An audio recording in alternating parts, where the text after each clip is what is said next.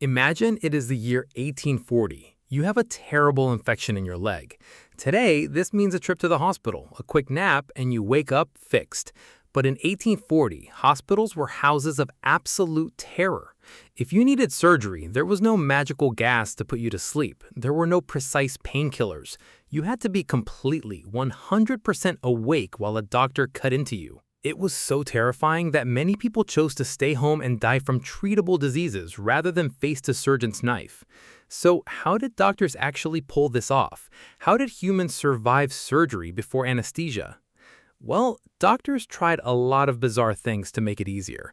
The most common method was simple: booze. Doctors would give patients massive amounts of strong alcohol or opium.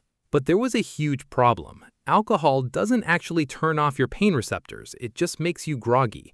And if they gave you enough alcohol to actually knock you out, it would probably stop your breathing and kill you before the surgery even started. So they tried other things. Some doctors tried something called compression.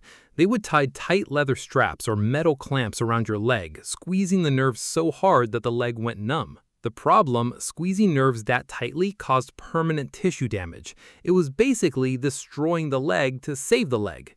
Mysteriously, some doctors even tried hypnosis, also known as mesmerism.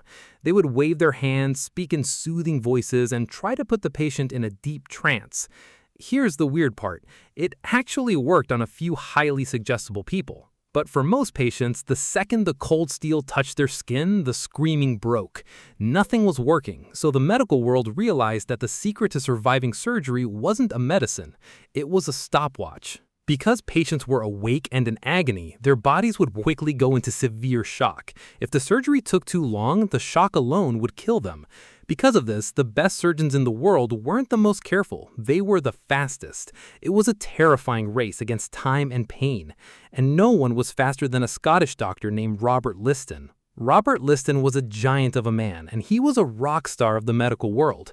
People would actually buy tickets to sit in an operating theater and watch him work. He was known as the fastest knife in the West End.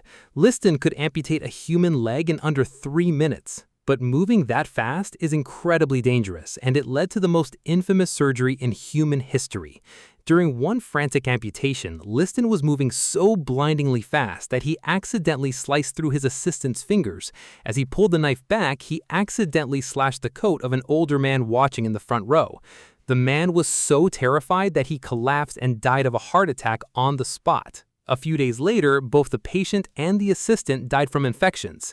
It remains the only surgery in recorded history with a 300% mortality rate. One surgery, 3 deaths. Humanity desperately needed a better way. And finally, in 1846, everything changed. Storytelling. A dentist named William T. Morton stood in front of a crowded operating theater in Boston.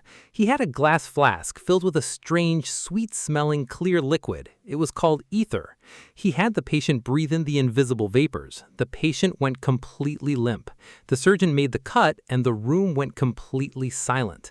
The patient didn't scream, he didn't flinch. When he finally woke up, he looked around and said, "I felt no pain." Amazed, the surgeons in the room were stunned. One of them turned to the crowd and famously said, "Gentlemen, this is no humbug." The world changed overnight. Calm. Today, surgery isn't a frantic race against a stopwatch. When you go to the hospital, highly trained anesthesiologists don't just put a rag over your face. They use precise computer-monitored cocktails of gases and intravenous medicine like propofol. They can safely pause your consciousness, carefully control your heart rate, and turn off your pain receptors with pinpoint accuracy. It is slow, precise, and completely painless. That sounds small, but it is one of the greatest achievements of our species. For all of human history, pain was an inescapable rule of life. We were trapped by our own biology. By inventing anesthesia, humans didn't just invent a medicine. We conquered our most primal fear. We unlocked the ability to perform medical miracles like open-heart surgery and organ transplants that would have been physically impossible before. We finally learned how to turn off the pain, so we could finally learn how to heal.